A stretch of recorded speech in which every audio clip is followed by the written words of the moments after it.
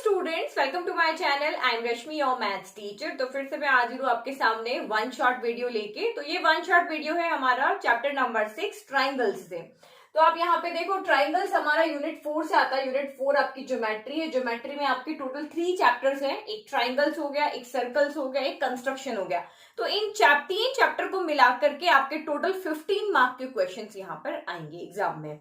तो तीनों चैप्टर का जो यहाँ पे सम अगर वेटेज देखें, तीनों चैप्टर्स का जो वेटेज है वो एग्जाम में आपका 15 मार्क्स का है। तो इसमें से आज हम ट्राइंगल्स की बात कर रहे हैं। नेक्स्ट वीडियो में हम इसके जो 2 और चैप्टर है, कंस्ट्रक्शन और सर्कल्स, उसके बारे में देखेंगे। तो अगर हम यहाँ पे इस ईयर का जो सैंपल पेपर है उसके अकॉर्डिंग अगर ट्राइंगल्स का वेटेज देखें तो स्टैंडर्ड वाले पेपर में इस चैप्टर का वेटेज 8 मार्क्स का था और बेसिक वाले पेपर में इस चैप्टर का वेटेज आपका 7 मार्क्स का था। तो 8 मार्क्स में आपके क्वेश्चन किस तरह से आए थे? तो एक आपका यहाँ पे सीबीक्यू वाला जो क्वेश्चन था वो ट्राइंगल था, केस बेस्ड क्वेश्चन।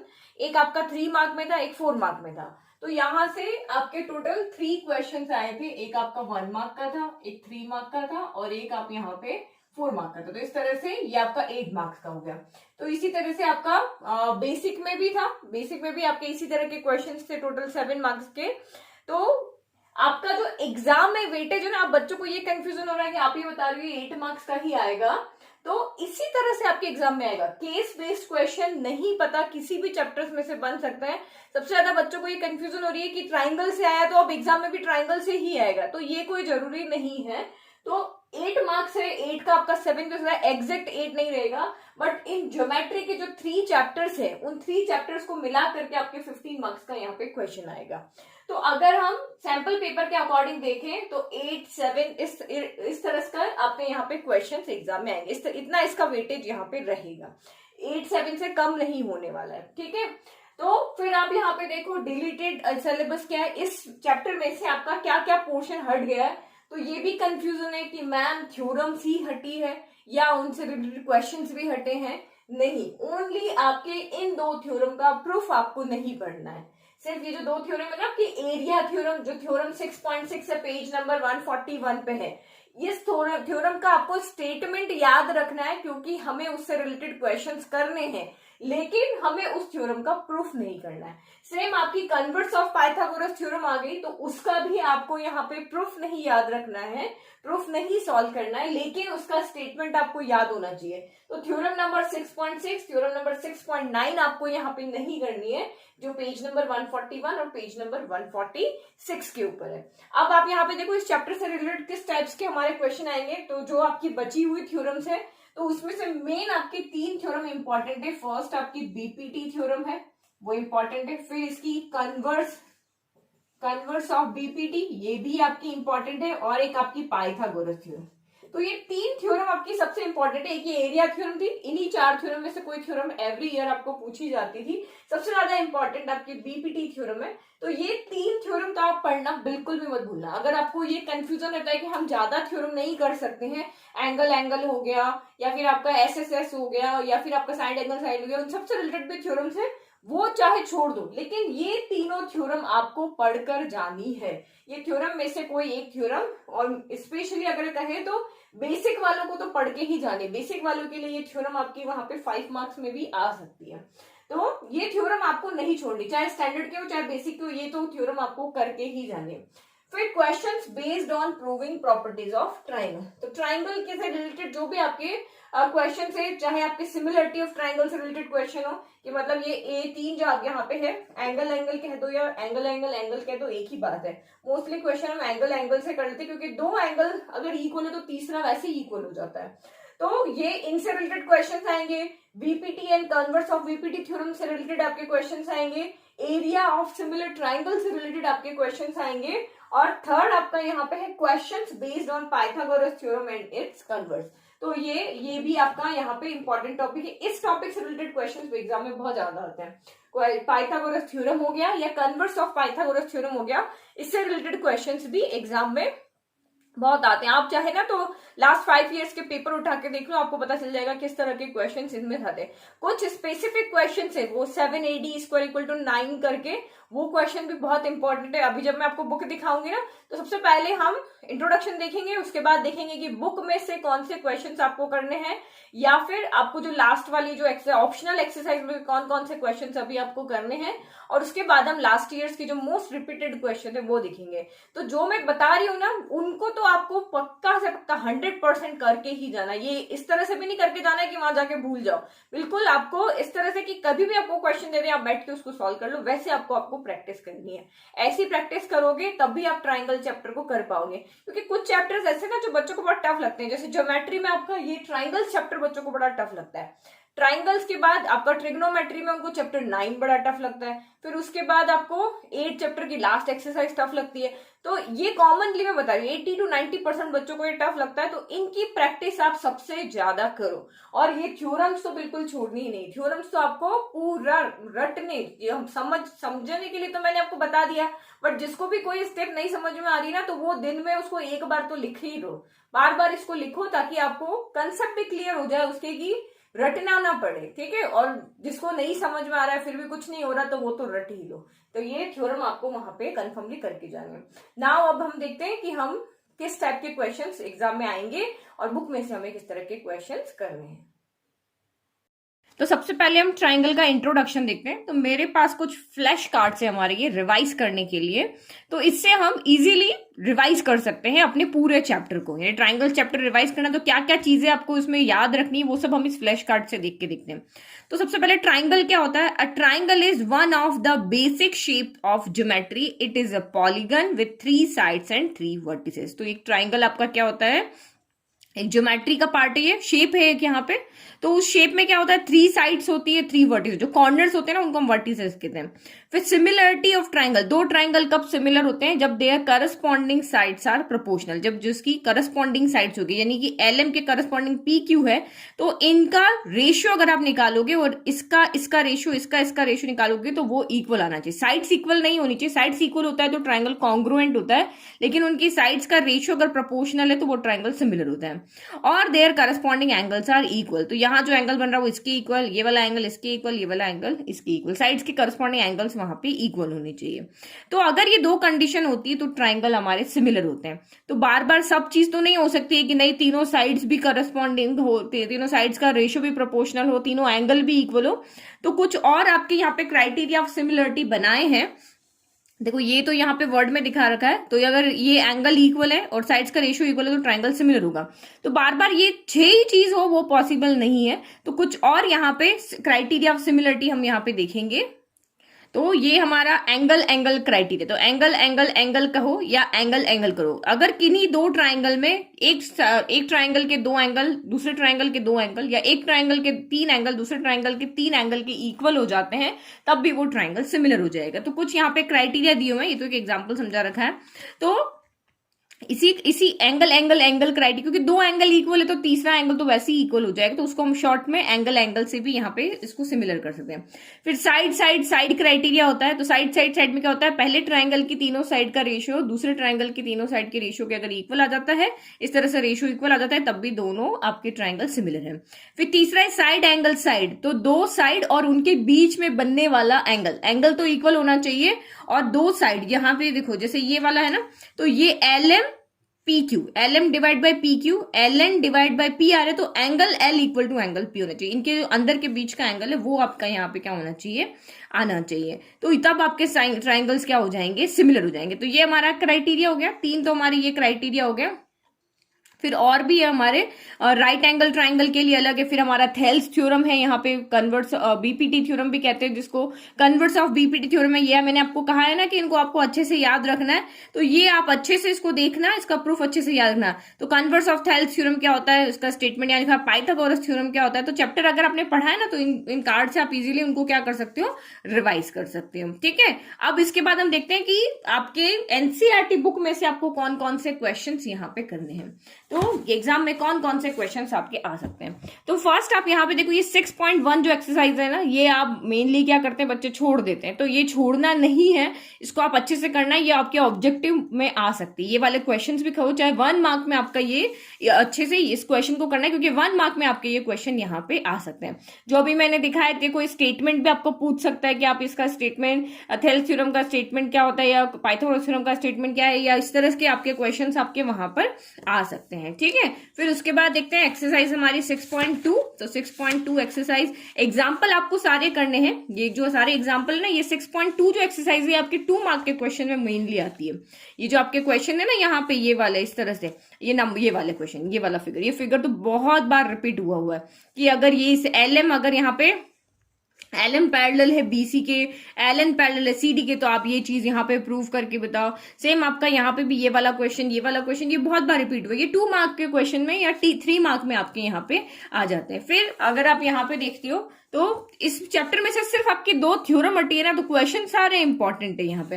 ये फिगर से बेस्ड जो आपके क्वेश्चन है ना, ये ट्रिपीजियम वाला, ये सारे क्वेश्चन आपके यहाँ पे क्या है, इंपॉर्टेंट, इनको आप जरूर करके जाना और आपको यहाँ पे एग्जाम्पल भी नहीं छोड़ना है। फिर नेक्स्ट 6.3 देखते हैं। तो एक आपका ये एग्जाम्पल नंबर 7 है, ये भी आपका इंपॉर्टेंट है, इस तरह का क्वेश्चन भी आपके एग्जाम में आ जाता है। ओके, नाउ अगर हम 6.3 देखते हैं यहाँ पे, तो अगेन ये वाला क्वेश्चन आपका यहाँ पे इंपॉर्टेंट है, ये एंगल वाला क्वेश्चन भी आपके 2 मार्क्स में आ सकता है। फिर अगर आप आगे देखो तो ये बुक तो मतलब आपकी सारे ही क्वेश्चन में से कोई भी क्वेश्चन इन एक्सरसाइज में से आ सकता है। फिगर वाले ये सारे क्वेश्चंस आपके एग्जाम में आए हुए हैं। ओके, तो ये 6.3 भी अच्छे से करना है। अब मेनली क्या कंफ्यूजन होता है बच्चों को कि मैम ये 12 और 14 क्वेश्चन सेम है, तो नहीं, 12 और 14 क्वेश्चन सेम नहीं है। इसमें मीडियन जिस साइड पे है, इस क्वेश्चन में मीडियन दूसरी साइड पे है। तो यहाँ पे तो ये क्वेश्चन इजीली हो जाता है, लेकिन यहाँ पे क्वेश्चन ये थोड़ा टफ होता है, तो इसको आप अच्छे से प्रैक्टिस करना, क्योंकि इन दोनों में से कोई भी क्वेश्चन एग्जाम में आ जाता है 3 मार्क्स के अंदर। ठीक है, तो ये आपको अच्छे से करके जाना है। तो मैं आपको यहाँ पे कहीं भी कोई क्वेश्चन छोड़ने को लिए नहीं कह रही हूँ, ये सारे क्वेश्चन आपको यहाँ पे प्रैक्टिस करने हैं। फिर नेक्स्ट आपकी एक्सरसाइज है 6.4। तो एरिया थ्योरम आपके भले ही नहीं आ रही है, मीन्स आपको ये वाली थ्योरम भले ही नहीं आ रही है, लेकिन आपको क्या करना है, इस थ्योरम का स्टेटमेंट याद रखना है और ये एक्सरसाइज 6.4 अच्छे से करनी है, क्योंकि ये इसका प्रूफ नहीं आ रहा, लेकिन स्टेटमेंट याद होना चाहिए और इससे रिलेटेड आपको क्वेश्चन सारे करने हैं। ओके, सारे क्वेश्चन इंपॉर्टेंट है, ज्यादा क्वेश्चन तो है नहीं इसमें, लगभग 7 क्वेश्चन है और ये ऑब्जेक्टिव पार्ट भी आप इसको करना। फिर नेक्स्ट आपका हो गया पाइथागोरस थ्योरम। तो इसमें आपका कन्वर्स ऑफ पाइथागोरस थ्योरम नहीं प्रूफ नहीं करना है, लेकिन स्टेटमेंट आपको याद रखना है और इसके क्वेश्चन बहुत सिंपल है। जब सबसे सिंपल एक्सरसाइज अगर इस चैप्टर की है ना, तो ये पाइथागोरस थ्योरम है। तो ये सारे एग्जाम्पल भी आपको करने हैं और 6.5 एक्सरसाइज भी आपको पूरी करनी है। अब इसमें से मोस्ट रिपीटेड क्वेश्चन मैं आपको बताती हूँ, तो ये वाला, ये 15 नंबर का, ये 16 नंबर का क्वेश्चन, ये 4 क्वेश्चन है ना, ये सबसे इंपॉर्टेंट क्वेश्चन है।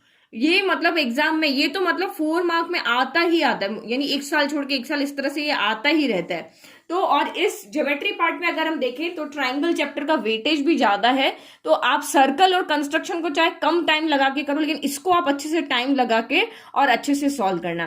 तो ये सारे ही क्वेश्चन इसके यहाँ पे क्या इंपॉर्टेंट है, और ये क्वेश्चन ऐसे ना, आप ये वाली जो एक्सरसाइज है ना, ये सिंपल पाइथागोरस थ्योरम वाली, जहां भी आपको राइट एंगल ट्राइंगल बनता दिख रहा है ना, वहां आपको पाइथागोरस थ्योरम लगा लेनी है और सॉल्व कर लेना है। तो ये 2 क्वेश्चन आप अच्छे से प्रैक्टिस करना, ये वाला जो हो गया और एक ये वाला सॉरी ये 16 वाला, ये थोड़ा सा आपका लॉजिक वाला है कि यहाँ पे कैसे इसका ये पोर्शन दिया हुआ है, रेशियो दिया हुआ है, तो उसको कैसे उनको सॉल्व करना है, थोड़े लॉजिक बना के याद रखना।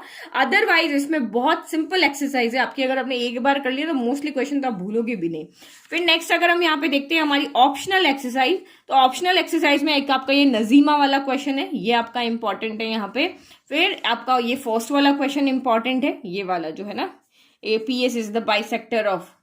फिर आपका ये सेकंड क्वेश्चन हो गया, देन आपका ये 5th वाला क्वेश्चन हो गया, ये सारे आपके इंपॉर्टेंट है। फिर आपका ये 6 वाला हो गया, तो ये चैप्टर तो आपको छोड़ना ही नहीं है। ओके, और एक ये वाला, तो ये क्वेश्चन आपको यहाँ पे अच्छे से करने, बेसिक आपको अच्छे से पता होनी चाहिए। अब देखो हम लास्ट ईयर के एग्जाम्स में किस तरह के क्वेश्चन आए हुए हैं, अब वो देखते हैं। तो 1 मार्क में अगर हम क्वेश्चन देखें, तो जो मैंने आपको एक्सरसाइज 6.2 के अंदर बताया था, तो देखो वही क्वेश्चन आपके यहाँ पे आए हुए हैं। In the given figure DE parallel BC है, तो फाइंड EC। तो सिंपल थेल्स थ्योरम या BPT थ्योरम लगा के आप यहाँ पे इसको फाइंड कर लोगे, आपको 1 मार्क मिल जाएगा। फिर सेम यहाँ पर भी यही आपको साइड्स दी हुई है और ये लाइन इसके पैरेलल दी हुई, तो सेम आपका BPT थ्योरम लगाया और ये आपका सॉल्व हो जाएगा। फिर next in the figure ABC is an isosceles triangle right angle at C. Isosceles triangle है तो एसी और सीबी आपके यहाँ पे क्या हो जाएंगे, इक्वल हो जाएंगे। और क्योंकि ये राइट एंगल ट्राइंगल में 90 की जस्ट सामने हाइपोटेनस होती है, तो हाइपोटेनस बेस और परपेंडिकुलर के इक्वल तो होती नहीं है, तो इसीलिए यहाँ पे अगर AC 4 है तो ये भी आपका 4 हो जाएगा। और हमें AB फाइंड करना है, तो हम यहाँ पे क्योंकि ये राइट एंगल ट्राइंगल है तो हम पाइथागोरस थ्योरम लगा के इसको सॉल्व कर लेंगे। ओके, तो ये आंसर आपको इस तरह से लिखना है। फिगर आपको चाहे वहां क्वेश्चन में गिवन है और नहीं गिवन है और फिगर वहां पे बनता है, चाहे आपको वैल्यू गिवन हो, जैसे कि आपको यहाँ पे ये इस तरह से क्वेश्चन में दिया हो कि एक आइसोसेलेस ट्राइंगल है जिसमें AC 4 है या एंगल है, फिगर नहीं दिया है, तब भी आपको फिगर वहां पे ड्रॉ करना है। ओके, और इस तरह से आप आंसर लिखोगे तो आपको पूरे 1 मार्क वहां पे मिल जाएंगे। फिर इन द गिवन फिगर अगेन आपको यहाँ पे AD 6 सेंटीमीटर दिया हुआ, ये देखो AD 6 दिया है, DB आपको 9 दिया है, AE आपको 8 दिया है, EC आपको 12 दिया है, एंड एंगल ADE आपको यहाँ पे दिया है 48 degree. Find the angle ABC। तो हम यहाँ पे कन्वर्स ऑफ BPT लगाएंगे कि अगर साइड्स का रेशियो इक्वल आ रहा है, साइड्स का रेशियो इक्वल आता है तो ये साइड्स क्या हो जाती है, पैरेलल हो जाती है। पैरेलल हो जाती है तो हमारे अगर ये साइड पैरेलल हो गई तो ये ट्रांसवर्सल हो गई और ये आपके एंगल्स यहाँ पे क्या हो जाएंगे, करस्पॉन्डिंग एंगल्स इक्वल हो जाएंगे। इस तरह से हम इसको सॉल्व कर लेंगे। फिर यहाँ पे सेम DE पैरेलल BC दिया हुआ है तो BPT थ्योरम लगा लो और इसमें वैल्यू फाइंड करके और आप इसको यहाँ पे सॉल्व कर लो। तो इसी तरह के क्वेश्चन आपके 1 मार्क्स में आने वाले हैं, उससे ज्यादा कोई यहाँ पे आने वाले नहीं है। अब आप यहाँ पे देखो 2 मार्क्स में किस तरह के क्वेश्चन आएंगे। तो फर्स्ट क्वेश्चन देखते हैं। In the given figure angle A equal to angle B और AD इक्वल टू BE है, शो दैट DE पैरेलल है AB के। तो बहुत सिंपल क्वेश्चन है, अगर आपके लॉजिक क्लियर है तो आप इसको कर पाओगे। तो हमें जब भी कोई साइड किसी साइड के पैरेलल यहाँ पे शो करनी है, दैट मीन्स हमें कन्वर्स ऑफ BPT लगाना है कि अगर हम CD upon DA equal to CE upon EB लेकर यहाँ पे आ जाते हैं तो ये यहाँ पे हमारा क्या हो जाएगा, कन्वर्स ऑफ BPT से ये साइड इसके साइड के क्या हो जाएगी, पैरेलल हो जाएगी। तो हमें यहाँ पे AD इक्वल टू BE दिया हुआ है तो AD अपॉन यहाँ पे क्या हो जाएगा, हम यहाँ पे रेशियो लेकर आना है ना, देखो किस तरह से लेकर आना है कि CD upon DA equal to CE upon यहाँ पे BE लाना है। तो एक चीज आप यहाँ से देखो, angle A equal to angle B है तो एंगल A अगर एंगल B के इक्वल है तो एंगल A के अपोजिट साइड और एंगल B के अपोजिट साइड इक्वल होगी, तो ये चीज हमने यहाँ से लिख ली। अब ये पूरी साइड इस पूरी साइड के इक्वल है और इस पूरी साइड में ये वाला पोर्शन इस वाले पोर्शन के इक्वल है, तो ये बचा हुआ पोर्शन इसके इक्वल नहीं होगा, तो ये हम माइनस करके यहाँ लिखेंगे तो CD इक्वल टू CE आ गया और AD इक्वल टू B हमें पहले से गिवन था, तो लेफ्ट का लेफ्ट के साथ और राइट का राइट के साथ रेशियो लिख दो, रेशियो आपका इक्वल आ गया। कन्वर्स ऑफ BPT से हमने यहाँ पे ये लिख दिया। फिर next, in a rectangle ABCD E is a point on AB such that, ये देखो E यहाँ पे एक रेक्टेंगल है ABCD, फिगर आपको दिया हुआ नहीं है, फिगर आपको यहाँ पे खुद से बनाना है। तो देखो मैं फिगर यहीं पे बनाती हूँ कि एक रेक्टेंगल है ABCD, तो हमने यहाँ पे रेक्टेंगल बना दिया एक, ठीक है, इसको नेम कर दिया ABCD कर दिया। And E is a point on AB, E एक पॉइंट है AB के ऊपर सच दैट कि AE जो है वो AB का 2/3 है। AE ये वाला जो पोर्शन है ना वो AB का 2/3, तो हमने यहाँ पे कह दिया कि AE है। If AB equal to 6 centimetre, अब आपको कहा है कि AB यहाँ पे 6 सेंटीमीटर है तो AE कितना होगा, AE यहाँ पे है 2/3 ऑफ AB, तो AB की वैल्यू यहाँ पे 6 हो गया, 3 से ये कैंसिल हो गया, 2 टाइम 2 2 4 हो गया, तो AE आपका 4 हो गया और EB आपका यहाँ पे 2 हो गया क्योंकि पूरा मिला के 6 था। और AD इक्वल टू आपका यहाँ पे 3, AD इक्वल टू आपका 3। देन फाइंड DE, तब हमें DE फाइंड करना। तो देखो कितना सिंपल क्वेश्चन है, अगर कंसेप्ट क्लियर है तो इजीली कर पाओगे कि ये एंगल यहाँ पे कितना होता है, एक रेक्टेंगल है तो रेक्टेंगल का ये एंगल कितना होगा, 90 डिग्री नहीं होगा, रेक्टेंगल के चारों एंगल 90 डिग्री के होते हैं, तो पाइथागोरस थ्योरम लगा लो, ये आंसर आ जाएगा। 3 4 5 होता है तो ये आपका यहाँ पे आ जाएगा 5। तो इतने सिंपल सिंपल क्वेश्चन आपके एग्जाम में आने वाले हैं। फिर यहाँ पे देखो ABC is the right triangle right angled HC, ये राइट एंगल C हो गया। Let BC equal to A, BC A है, CA आपका यहाँ पे B है, AB आपका यहाँ पे पूरा C है। P be the length of perpendicular from C to AB, ये लेंथ ऑफ परपेंडिकुलर है फ्रॉम C to AB, ये यहाँ पे परपेंडिकुलर है। Okay, prove that CP equal to AB, तो प्रूव दैट C यहाँ है, CP इक्वल टू AB, एक सेकेंड रुको, ये C यहाँ पे कौन है, AB, तो ये AB की लेंथ और DC, तो CP इक्वल टू आपका यहाँ पे हो जाएगा ए बी, ये हमें यहाँ पे प्रूव करना है। तो आप यहाँ पे देखो ये सारे आपके क्या है, यहाँ पे राइट एंगल ट्राइंगल है। अगर मैं एबीसी को देखती हूँ तो भी ये राइट एंगल ट्राइंगल है, इन दोनों को मैं देखती हूँ तब भी यहाँ पे क्या है, राइट एंगल ट्राइंगल है, क्योंकि ये 90 डिग्री का एंगल बन रहा है। आपको कहा था कि ये इस पे परपेंडिकुलर है। तो हम अलग अलग का एरिया निकाल लेते हैं और फिर उसको देखते हैं कि ये इक्वल आता है यहाँ पे नहीं आता है। तो पहले हमें सी पी चाहिए, तो ये आपका सी हो गया, ये पी हो गया। तो अगर हम पूरे ट्राइंगल को देखते हैं तो ये बेस है और ये हाइट है। परपेंडिकुलर बोला ना, परपेंडिकुलर हाइट होती है। तो एरिया ऑफ ट्राइंगल एबीसी क्या हो जाएगा, half into base into height हो जाएगा। तो बेस, यही एरिया ऑफ ट्राइंगल एबीसी लेंगे, क्योंकि ये बेस यहाँ पे कौन है आपका, ए बी है, और हाइट आपकी यहाँ पे सी डी है।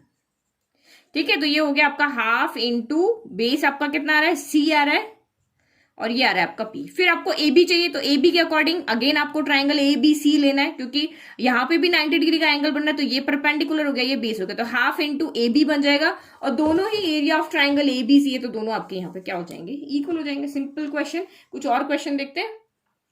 ये देखो, ये वाला क्वेश्चन आपका, in an equilateral triangle of side 3√3। कोई एक इक्विलेटरल ट्राइंगल है जिसकी साइड कितनी है, 3√3। तो इक्विलेटरल ट्राइंगल क्या क्या होता है, तीनों साइड इसकी इक्वल होती है। ये भी 3√3 है, ये भी 3√3 है। Find the length of the altitude. तो हमें एल्टीट्यूड की लेंथ फाइंड करनी है। अब आपको यहाँ पे ये प्रॉपर्टी याद होगी ना, तभी ये क्वेश्चन को कर पाओगे कि एल्टीट्यूड क्या होता है। एल्टीट्यूड साइड पे परपेंडिकुलर होता है। अब परपेंडिकुलर तो ये है, लेकिन ये क्योंकि इक्विलेटरल ट्राइंगल है तो इसको बाइसेक्ट भी करेगा। ठीक है, क्योंकि यहाँ पे तीनों साइड्स यहाँ पे इक्वल है, तो इसमें इक्विलेटरल ट्राइंगल में क्या होता है, एल्टीट्यूड जिस भी साइड पे होगा उसको बाइसेक्ट करता है। तो अब यहाँ पे ये आपको क्या कहा, एल्टीट्यूड परपेंडिकुलर होता है, तो ये 90 डिग्री हो गया, ये भी 90 डिग्री हो गया। हमें इसकी हाइट फाइंड करनी, हमने इसको h ले लिया। एक साइड हमें पता है 3√3, और ये साइड BC, यहाँ पे B इसको हम E कर देते हैं। तो BE कितना हो जाएगा, 3√3 का हाफ हो जाएगा, क्योंकि हमें पता है कि इसमें एल्टीट्यूड क्या होता है, साइड को बाइसेक्ट करता है। तो अब इसमें आप पाइथागोरस थ्योरम लगा लो, सॉल्व कर लो, आपकी h की यहाँ पे वैल्यू आ जाएगी। ठीक है, अब नेक्स्ट देखते हैं। In an equilateral triangle, prove that 3 times the square of one side is equal to 4 times the square of one of its altitude. तो ये भी आपका एक स्टेटमेंट है, इसको भी आप डायरेक्ट यूज करके और याद करके इसको भी कहीं पे हम यूज कर सकते हैं। अब हमें यहाँ पे ये प्रूव करना है कि एक इक्विलेटरल ट्राइंगल है। Prove that 3 times the square of one side, 3 times the square of one side, तो एनी साइड अब ले लो। इसकी 3 साइड है, ए बी है, बी सी है, ए डी ए सी है। तो 3 times the square of one side हमने ए बी ले लिया। हमें प्रूव क्या करना बोल रहे हैं, 3 times the square of one side is equal to 4 times the square of one of its altitude। तो कोई भी एल्टीट्यूड ले लो, चाहे इधर से ड्रॉ करो, इधर से ड्रॉ करो। तो एडी, ये फिगर आपने बनाया है, यहाँ पे क्वेश्चन में फिगर दिया हुआ नहीं है, तो आपको खुद बना करके इसको प्रूव करना है। तो हमारे फिगर हमने बना लिया, फिगर के अकॉर्डिंग हमने साइड ए बी ले लिया, एल्टीट्यूड एडी ले लिया। और अभी जस्ट हमने देखा था कि एल्टीट्यूड क्या होता है, इस पे परपेंडिकुलर होता है। सो फर्स्ट हम यहाँ पे क्या लेकर आएंगे, ए बी स्क्वायर लेकर आएंगे। तो ए बी स्क्वायर कहां से आएगा, आपका ए बी डी ट्राइंगल से आएगा। तो इसमें आप पाइथागोरस थ्योरम लगा दो, तो A B square equal to A D square plus B D square हो जाएगा। ठीक है, अब आपको ए डी स्क्वायर चाहिए, तो ए डी स्क्वायर तो हमारा यहाँ पे है, तो हमें ए बी और ए डी चाहिए, हमें बी डी नहीं चाहिए इसमें से। ठीक है, बी डी नहीं चाहिए, तो बी डी को हम यहाँ पे क्या लेते हैं, BC/2 लिख सकते हैं, क्योंकि हमें पता है कि जो इक्विलेटरल ट्राइंगल है उसमें एल्टीट्यूड जो होता है साइड को 2 पार्ट में डिवाइड करता है। अगर ये पूरी 4 है तो ये 2 है, ये 2 है, तो हमें पता है कि BD इक्वल टू यहाँ पे BC/2 हो जाएगा। BD स्क्वायर है तो बोथ साइड में स्क्वायर हो जाएगा, यहाँ रख दिया, सॉल्व किया और हमारा ये प्रूव हो गया। बहुत सिंपल क्वेश्चन है। ठीक है, फिर नेक्स्ट देखो 2 मार्क का और question. In a rectangular ABCD, तो ये तो जस्ट मैंने अभी आपको बताया था ना, वो मैं बेसिक वाले बुक से बता रही थी, अब मैं आपको स्टैंडर्ड वाली बुक से बता रही हूँ क्वेश्चन। तो जस्ट अभी हमने सॉल्व किया था ना, वही ये साइड निकाली और हमने पाइथागोरस थ्योरम लगा दिया और हमने सॉल्व कर दिया। नाउ नेक्स्ट क्वेश्चन देखो आप, ये वाला। ठीक है, इन the given figure DEFG is a square. ये DEFG यहाँ पे एक स्क्वायर है, एंड BAC एंगल, ये आपका एंगल यहाँ पे क्या है, एक 90 डिग्री का एंगल है। शो दैट FG स्क्वायर, यानी कि ये वाली साइड का स्क्वायर जो है वो इस साइड और इस साइड के मल्टीप्लाई के इक्वल है। ठीक है, ये आपको यहाँ पे प्रूव करके बताना है। ओके, नाउ नेक्स्ट आप यहाँ देखो, लास्ट ईयर जो क्वेश्चन आया हुआ है, इन the given figure DEFG is a square. ये आपका यहाँ पे क्या है, एक स्क्वायर है, एंड एंगल BAC आपका 90 डिग्री है। ये वाला एंगल आपका यहाँ पे क्या है, 90 degree. Show that FG square equal to BG into EC, FC sorry. ठीक है, तो हमें यहाँ पे क्या शो करना है, FG यानी इस साइड का स्क्वायर इस साइड और इस साइड के मल्टीप्लाई के इक्वल करना है। ओके, तो अब आप यहाँ पे देखो हम इसको कैसे प्रूव करेंगे। तो जब भी इस तरह का 90 डिग्री का यहाँ पे एंगल आ रहा है, तो हम ये इसको अगर आप देखोगे ना, तो इसको हम क्या लिख सकते हैं, F G into F G equal to B G into F C, हम ये लिख सकते हैं। तो अगर मैं एक साइड को इधर लेकर आ जाऊं तो एफ जी अपॉन बी जी कर देते हैं, और इसको मैं उधर लेकर जाऊं तो एफ सी अपॉन यहाँ पे हम यहाँ पे एफ जी कर। तो इस तरह से जब आपको साइड का रेशियो यहाँ पे लेकर आना है ना, इसका मतलब यहाँ पे हमें ट्राइंगल सिमिलर करना है।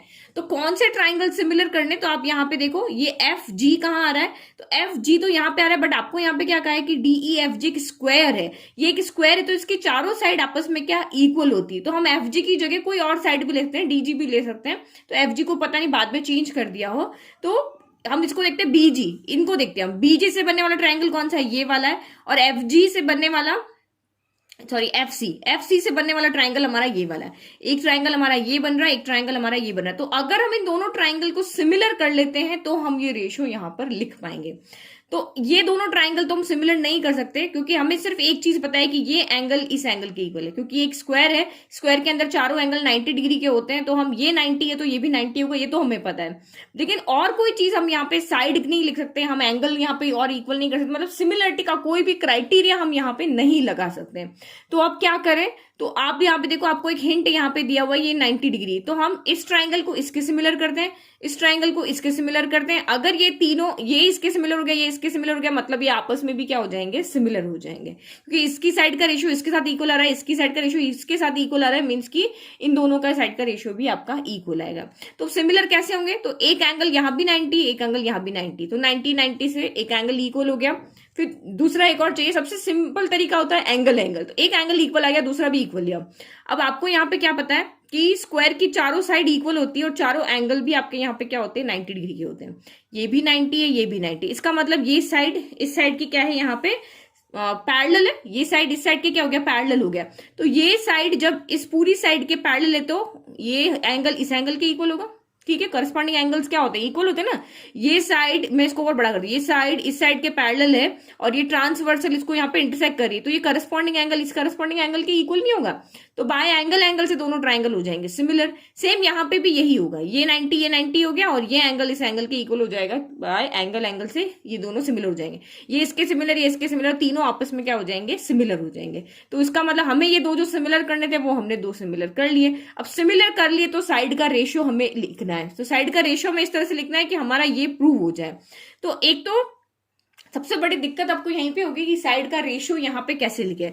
तो सिंपल तरीका है, आप इसको ऐसे ही अरेंज कर दो, जैसे मैंने इसको क्रॉस को ओपन किया, अरेंज किया। अब आपने अगर ये वाला ट्राइंगल लिया ना, तो इस वाले ट्राइंगल आप पहले से रफ में ये कर लो, एफ जी की जगह बीजी इसकी साइड है ना, तो एफ जी की जगह आप क्या लिख सकते हो, ये चारों साइड इक्वल है, तो एफ जी की जगह इस वाले ट्राइंगल में डी जी आ जाएगा। तो हम इसके यहाँ पे क्या लिख लेंगे, डी जी अपॉन बी जी, उल्टा करेंगे। फिर यहाँ पे एफ सी तो हमारा है, ये एफ सी तो इसकी साइड है, ये हम इसको ई एफ लिख देंगे, ठीक है। इस एफ जी की जगह पे, इस एफ जी की जगह हम यहाँ पे क्या लिख देंगे, ई एफ लिख देंगे, ठीक है। फिर आप इसको यहाँ पे क्या कर दो, बाद में या तो चाहे क्रॉस मल्टीप्लाई कर लो, फिर उल्टा चलो, डी जी की जगह ये रख दो, ये रख दो, इसको इस स्टेप से फिर इस स्टेप पे जाओ, इस स्टेप से इस स्टेप पे जाओ, और इसको सॉल्व कर लो। क्योंकि रेशियो लिखना बहुत यहाँ पे लॉजिक वाला काम है, तो आप यहाँ पे इस तरह से इसको क्वेश्चन के अंदर से ही अपना आंसर बना सकते हो। नहीं तो फिर आपको क्या करना पड़ेगा, पहले इस ट्राइंगल की साइड का रेशियो इस ट्राइंगल के साथ लिखना पड़ेगा, इस ट्राइंगल की साइड का रेशियो इसके साथ लिखना पड़ेगा, फिर इसको हटा के इन दोनों का डिवाइड कर दिया पड़ेगा। यहाँ पे ये देखो, मेरा जो फर्स्ट ये वाला ट्राइंगल इस वाले ट्राइंगल के सिमिलर है, तो एंगल के अकॉर्डिंग अगर आप लिखोगे तो ये रेशियो यहाँ पे आएगा, ये आप बना के देख लेना। और ये वाला ट्राइंगल इस वाले ट्राइंगल के सिमिलर है, तो 90 के जस्ट सामने वाली साइड, तो यहाँ भी 90 के जस्ट सामने वाली साइड, फिर ये एंगल और ये एंगल इक्वल थे, तो इसके जस्ट सामने वाली साइड, इसके जस्ट सामने वाली साइड, फिर बची हुई साइड। तो इस तरह से करके हमने दोनों के रेशियो लिखे। अब आप यहां से क्या कर दोगे, डीई सेम है तो बीडी अपॉन ईसी कर दोगे, एई सेम है तो डीजी अपॉन एफसी कर दोगे, एडी न्यूमरेटर जहां सेम है ना तो बीजी अपॉन एफई कर दोगे, और इस तरह से करके सॉल्व करोगे तब भी ये आंसर आ जाएगा। और वो हो गया हार्ड वर्क वाला काम, ये हो गया स्मार्ट वर्क वाला काम। जो स्मार्ट वर्क करेगा उसकी कहीं गलती नहीं है, वो उल्टा चलेगा और उसको प्रूव करके यहाँ पे लिख देगा। तो ये रहा आपका यहाँ पे 2 मार्क का क्वेश्चन हो गया। फिर इसी तरह से यहाँ पे और भी क्वेश्चन है। इन the figure P Q R S is a trapezium in which PQ parallel RS. PQ and RS, on PQ and RS there are points E and F respectively such that EF intersect SQ at G. Prove that EQ cross GS equal to GQ cross FS। तो same यहां पर भी आपको ये जो यहाँ पे question आपको दिया ना, जो प्रूव करना है, इससे रिलेटेड आपको ट्राइंगल देख लेने और उन ट्राइंगल को सिमिलर कर देना। सिमिलर करती जो रेशियो आपको चाहिए वो लिख के, ट्राइंगल के अकॉर्डिंग रेशियो लिख के, और आप इसको जो हमें प्रूव करना है ना उसी के अकॉर्डिंग आप रेशियो ले लो, क्योंकि रेशियो बनाना थोड़ा टफ पड़ता है। रेशियो अगर इधर उधर उल्टे बन गए ना तो आपका आंसर नहीं आता है। अब हम देखो 3 मार्क्स के क्वेश्चन देखते हैं। तो ये जो 3 मार्क्स के क्वेश्चन है ना, ये बहुत बड़े बड़े सॉल्यूशंस इनके बहुत इंपॉर्टेंट है। ये आप यहाँ पे मैं क्वेश्चन आपको बता रही हूँ, सॉल्यूशन आपको यूट्यूब पे मिल जाएंगे। बाय सीधा क्वेश्चन से आप बाय मैथ्स टीचर करके सर्च कर सकते हो कि prove that area of equilateral triangle described on the side of a square is half of the area of the equilateral triangle by maths teacher. ऐसे करके आप माइक का बटन प्रेस करो और ये बोलो, तो आपको आंसर वहां पे मिल जाएगा। क्योंकि इतना में अगर आपका यहाँ पे 3 मार्क्स के फिर आगे बड़े क्वेश्चन और समझाने लगे ना तो मेरा वीडियो बहुत लंबा हो जाना है। तो मैं सिर्फ आपको यहाँ पे क्वेश्चंस बता रही हूँ, सारे सोल्यूशन आपको वहां पे मिल जाएंगे। आप खुद अपने आप को टेस्ट करो, ये क्वेश्चन दिखा दिया, आप सॉल्व करके देखो आपका आंसर आता है कि नहीं आता है। ठीक है, तो क्वेश्चन है prove that the area of the, ये भी बुक का ही क्वेश्चन है और बहुत बार रिपीट होता है ये वाला क्वेश्चन, कि prove that the area of the equilateral triangle described on the side of a square is half of the area of the equilateral triangle described on its diagonal। तो ये यहाँ पे क्या किया है, एक स्क्वायर है, तो एक इक्विलेटरल ट्राइंगल इसकी साइड पे बनाया है और एक इक्विलेटरल ट्राइंगल इसके डायगोनल पे बनाया है। तो आपको इसमें क्या रिलेशन बताना है कि आपने जो साइड पे ट्राइंगल बनाया है ना, ये वाला, वो इक्वल है इस वाले ट्राइंगल के एरिया के हाफ के। यानी अगर इसका आंसर यहाँ पे 4 आ रहा है ना, तो इसका एरिया अगर 4 आ रहा है तो इसका एरिया यहाँ पे 8 आ रहा है। ठीक है, फिर इसको बताना है कि भाई इसका हाफ करोगे तो ये दोनों इक्वल हो जाएंगे। तो ये आपका प्रूफ है। अब इसको आप यहाँ पे क्या कर सकते हो, यहाँ पे आप हाफ इंटू बेस, ये देखो ये टॉपर का आंसर है, देखो फिगर उसने भी बनाया ना, चाहे क्वेश्चन में गिवन हो चाहे ना गिवन हो, उसको आपको आंसर बनाना है। ये टॉपर्स का आंसर है। अब इस वाले क्वेश्चन में क्या होता है, कुछ बच्चे कहते हैं कि हमें इक्विलेटरल ट्राइंगल का फॉर्मूला याद है, तो आप फॉर्मूला लगा के भी वहां पे एरिया फाइंड कर सकते हो। ठीक है, क्योंकि अगर ये एक स्क्वायर है तो इसकी चारों साइड यहाँ पे ए ले लो, तो यहाँ पे फिर आप इसकी ए है तो अगर ये वाली साइड ए है तो ये भी ए हो जाएगा, ये भी हो जाएगा।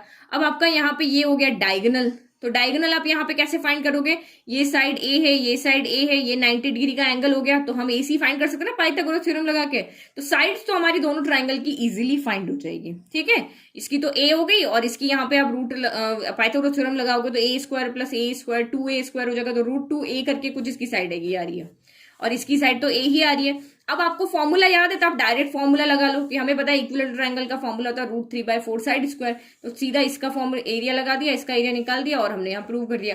अब आपको नहीं पता है तो आपको यहाँ पे करना पड़ेगा एल्टीट्यूड वाला formula, half into base into height करके।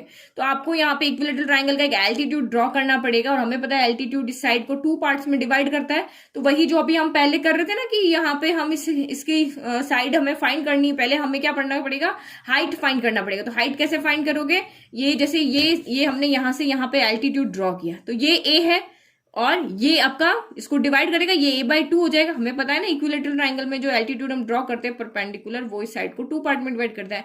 तो ये a है, ये a/2 है, ऐसे आप हाइट फाइंड कर दो। सेम यहां पर भी आपका √2a था तो √2 a/2 हो जाएगा और फिर आप यहाँ पे भी हाइट फाइंड करोगे और फिर आप यहाँ पे हाइट फाइंड करने के बाद दोनों ट्रायंगल में half into base into height वाला फॉर्मूला लगाओगे। तो जो आपको समझ में आता है ना वैसे आप करो, ये इधर और है। ठीक है, फिर नेक्स्ट क्वेश्चन आप यहाँ पे देखो, ये वाला, ये क्वेश्चन भी बहुत इंपॉर्टेंट है, इन द फिगर, ये भी आपकी बुक का ही क्वेश्चन है। ठीक है, फिर आपका ये वाला क्वेश्चन, ये भी मैंने अभी आपको बताया था, ये आपका ऑप्शनल एक्सरसाइज में से ये आपका क्वेश्चन इंपॉर्टेंट है, ये एरिया से रिलेटेड क्वेश्चन। फिर ये वाले क्वेश्चन, मोस्टली क्वेश्चन आपके पाइथागोरस में से आते हैं, तो ये सारे क्वेश्चन आपके 3 मार्क्स के लिए इंपॉर्टेंट है। और देख लो, ये वाला क्वेश्चन हो गया आपका। ठीक है, फिर आपका ये अगेन ये वाला क्वेश्चन हो गया। ये सारे क्वेश्चंस आपके लगभग सारे ही यहाँ पे इंपॉर्टेंट है। फिर अगर हम यहाँ पे और बड़े क्वेश्चन की बात करते हैं कि बेसिक वालों के अगर इसमें से 4 मार्क्स का क्वेश्चन बन सकता है, तो मेन तो आपको एक तो थ्योरम करनी है। देखो पाइथागोरस थ्योरम, ये थ्योरम तो बार बार रिपीट होती है। देखो 2020 में ये भी आई है और ये भी ऑप्शन में आई है कि दोनों में से जो आपको आती है वो आप कर लो। फिर मोस्ट इंपॉर्टेंट क्वेश्चन जो मैंने अभी आपको बुक में से बताया था, 9AD² = 7AB², ये मोस्ट इंपॉर्टेंट क्वेश्चन है। ये तो बार बार रिपीट, क्योंकि कुछ क्वेश्चन क्या होते हैं कि एग्जामिनर के फेवरेट क्वेश्चंस होते हैं। तो मैं भी अगर देखूं ना तो मेरे भी एनसीईआरटी बुक में कुछ 10-15 क्वेश्चन ऐसे जो फेवरेट, जो 4 हाईएस्ट मार्क्स में देने के लिए होते हैं। तो मुझे अगर पेपर बनाने के लिए कहेंगे ना तो मैं उनमें से तो क्वेश्चन डालूंगी ही डालूंगी। जैसे मेरे पास फ्रस्टम वाले में से ले लो, या सरफेस एरिया में से जो वाटर वाले थे ना कि इसमें से इसमें जब जाता है, उस तरह के हो गए। वो पाइप वाले जो क्वेश्चन है, तो उनमें से 10-12 क्वेश्चन पूरी बुक में से ऐसे होते हैं जो हर एग्जामिनर के फेवरेट क्वेश्चन होते हैं। उनमें से ये एक क्वेश्चन है, तो ये क्वेश्चन जो उनके फेवरेट क्वेश्चन है ना, वो डालते ही रहे उसके अंदर। तो ये तो आपके बराबर वहां पे क्या होते हैं, रिपीट होते रहते हैं। ओके, तो ये उसने सॉल्यूशन ये बुक के अकॉर्डिंग है, ये आपके टॉपर्स का यहाँ पे आंसर है। तो ये आप किस तरह से आपको आंसर लिखना है तो वो भी आपको समझ में आ रहा है कि इस तरह से आपको फिगर भी बनाना है और आंसर स्टेप बाय स्टेप लिखना है, हर चीज का रीजन लिखना है। तो ये इस तरह से अगर आप तैयारी करोगे ना तो आपके फुल मार्क्स आने से कोई नहीं रोक सकता है। ओके, तो सारे क्वेश्चंस मैं आपको बता चुकी हूँ, सारे इंपॉर्टेंट क्वेश्चन, सारे छोटे क्वेश्चंस किस तरह के बनते हैं वो तो मैंने आपको एक्सप्लेन कर दिया। बड़े क्वेश्चंस क्या थे वो मैंने आपको बता दिए। अब आप इनको अच्छे से सॉल्व कर लेना ताकि एग्जाम में अगर इनमें से कोई क्वेश्चन आता है ना, क्योंकि मेरे पास बहुत सारे बच्चों के कमेंट आ रहे कि मैम जो आप ये वन शॉट वीडियो बता रहे हो ना, उनमें से प्री बोर्ड में हमारे एज इट इज क्वेश्चन आ रहे हैं, हम सिर्फ आपके वन शॉट वीडियो पढ़ के जा रहे हैं। तो भी यानी जिन बच्चों ने पढ़ाई नहीं भी की है ना, वो ओनली वन शॉट वीडियो में जो मैं क्वेश्चन दिखा रही हूँ ना, 20-25 क्वेश्चन, सिर्फ वो क्वेश्चन उस चैप्टर में से करके जा रहे हैं अपने कंसेप्ट क्लियर करके, तो भी वो प्री बोर्ड में बहुत अच्छे स्कोर कर पा रहे हैं। तो आप इन जो, क्योंकि ये पूरे चैप्टर का, सारी बुक्स का, चाहे आरडी ले लो, चाहे आप यहाँ पे एनसीईआरटी एग्जाम्पल ले लो, एनसीईआरटी बुक ले लो, लास्ट 5 ईयर्स के क्वेश्चन ले लो, उन सब की समरी है ये क्वेश्चंस।